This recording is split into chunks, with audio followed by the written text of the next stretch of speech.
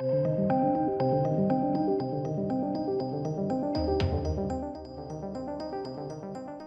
was legitimately, I've just done my House of Dragon review, and I was just going to stop. I was going to go have some rice and chicken. Spoiler alert, that's what I eat.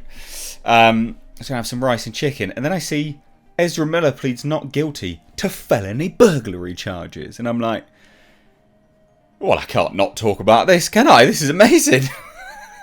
Because he faces up to 26 years in prison if convicted. I mean, he's probably not going to go to prison. Of course he's not. But what a shit show. I've covered every aspect of this, and it continues once more. So I couldn't not talk about it, could I, ladies and gents?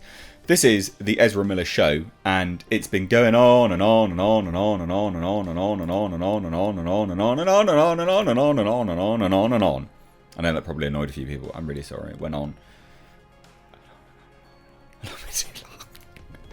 But anyway, look. This is just insane. Absolutely insane. So, Ezra Miller's pleaded not guilty to felony burglary charges this morning in Vermont. So this is like breaking news.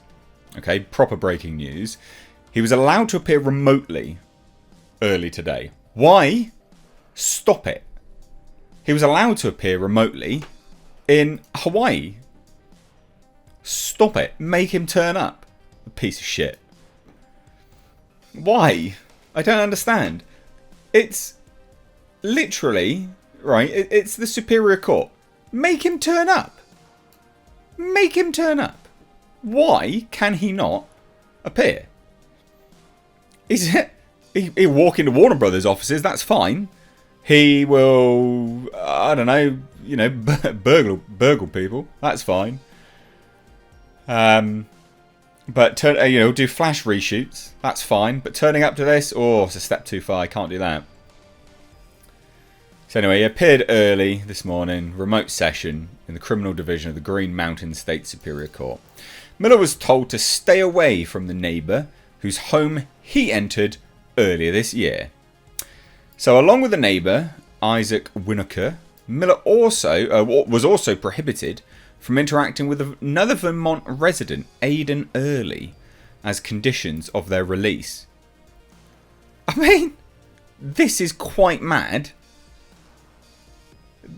Why on earth would anyone want to work with him ever again? Ever again? So Miller faces a maximum of 26 years behind bars, as well as over $2,000 in fines if found guilty of the charges stemming from the spring incident, which entailed stealing 3 bottles of liquor. That's right, ladies and gents. That's right. He might go to prison for stealing liquor. A millionaire may go to prison for stealing liquor. God, goodness me. I've been looking at this thing called physiognomy recently. Physiognomy confirmed legit in this instance, that's for sure. So anyway, he stole gin, vodka and rum, because, where's the rum gone, I guess, from Winokur's pantry. Love a good pantry. In a jovial and chipper mood Monday morning, the casually dressed actor will have to return to court per Superior Court Judge Kerry A. MacDonald Cody, virtually or in person. I'm sure they'll just allow him to do it virtually again. At a determined further date for more proceedings in this matter. It is mental. With more than a few pennies potentially on the line for Warner Brothers Pictures and the studio's long-awaited $200 million The Flash budget out next year, the non-binary identifying Miller, that's right, he identifies as having no gender at all, perfectly sane, agreed to 5 overall conditions. The most pressing being that the actor can't have any contact with Isaac Winokur or Aidan Early either by phone, in person, email, text, posting on social media, and can't abuse or harass them as well, ordered MacDonald Cady, sorry. I mean, this is pretty major stuff, And he's just like, yeah, I agree to those conditions.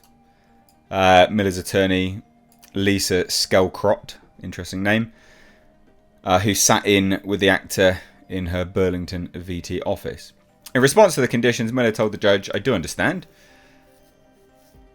it's quite crazy. So an earlier August release, now by all accounts scrubbed from Vermont State Police website, the cop said, as a result of an investigation that included surveillance videos and statements, probable cause was found to charge Ezra M. Miller with the offence of felony burglary into an unoccupied dwelling, claiming he was in the house that wasn't theirs to look for ingredients for a recipe for their mother.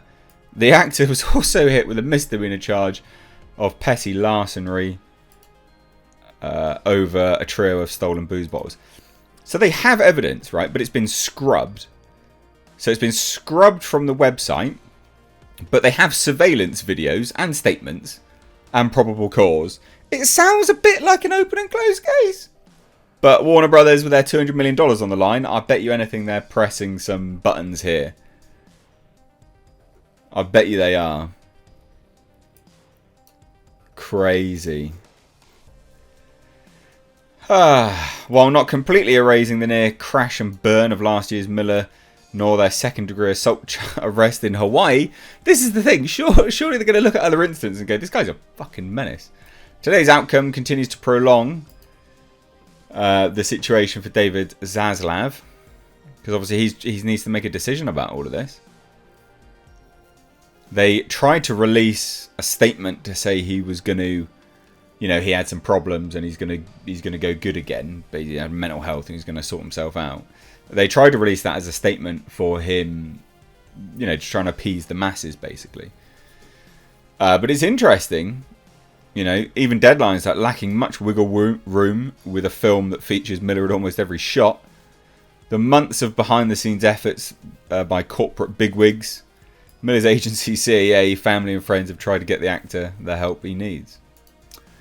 Why even let him appear? Why let him appear? Seriously.